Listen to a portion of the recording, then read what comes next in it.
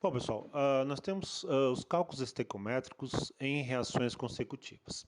O que acontece? Ocorrem reações consecutivas, reações que apresentam substância em comum. Geralmente,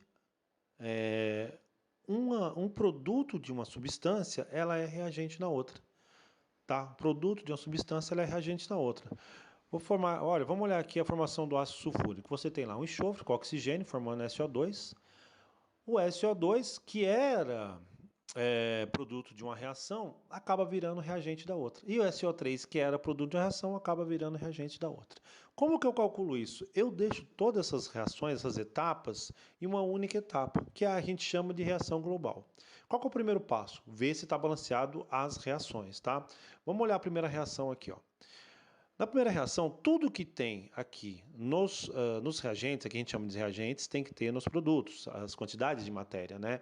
Veja, aqui eu tenho 8 enxofre e aqui eu tenho só 1. Então eu tenho que deixar aqui desse lado também com 8 enxofre. Então eu coloco um 8 aqui na frente, tá?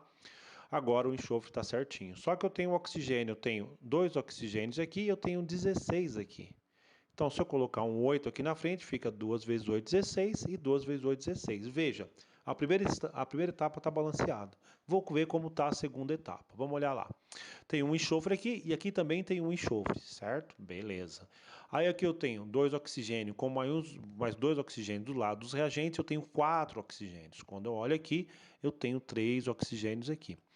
Quando acontece esse tipo de situação, o que você deve fazer? Você deve mexer de um modo geral, naquela substância que só tem um tipo de elemento químico, porque aí você não tem que mexer em todo o balanceamento de novo, tá? O que acontece aqui, ó, eu tenho 4 oxigênios aqui eu só tenho 3. Eu vou mexer aqui nos oxigênios que só tem um tipo de elemento que é o próprio oxigênio, tá?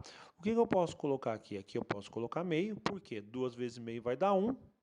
1 mais 2, 3, e tem 3 aqui. Então, veja, está balanceado a segunda etapa. Eu vou ver se está balanceada a terceira etapa. Enxofre eu tenho um aqui também. Oxigênio eu tenho 3 aqui, com 1 aqui, 4 aqui eu tenho 4. Hidrogênio eu tenho 2 aqui e aqui também eu tenho 2 hidrogênios. Então, veja, a etapa 1 está balanceada, a etapa 2 está balanceada, a etapa 3 está balanceada. Qual é o próximo passo? É eu tentar reduzir quem é produto em um e virou reagente no outro. Ele foi consumido, ele foi produzido, mas foi consumido. Então eu posso tirar ele.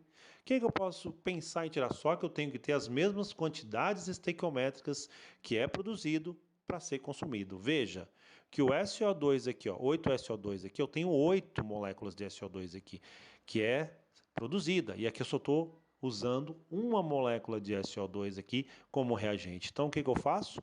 Eu multiplico os dois lados por 8. Fica 8 aqui, porque eu tenho 8 moléculas de SO2 sendo formada e 8 vai ser consumida.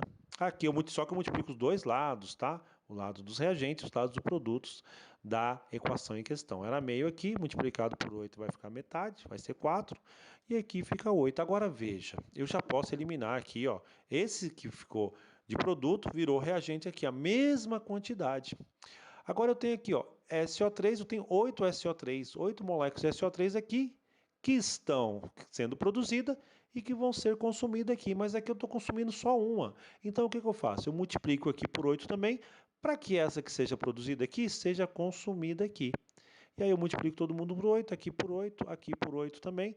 Agora sim, quando eu tento deixar em na equação global, quem que vai embora? Quem foi produzido, que é SO2, e foi consumido. Esse vai embora com esse, SO2, SO3 vai embora com SO3, e só o resto continua a mesma coisa. Sobrou o SO8, perdão, o enxofre, o oxigênio, só que aqui, ó, 8 oxigênio mais 4 oxigênio dão 12 oxigênio, certo? Aí 8 moléculas de água, e do outro lado sobrou 8 moléculas de ácido sulfúrico. Aí o que acontece? Você reduziu a equação global. Aí você vê o que ele está pedindo no exercício e coloca lá o que ele te ofereceu e o que ele está pedindo, conforme a gente já viu anteriormente, tá? A gente vai fazer um exercício para isso ficar mais claro.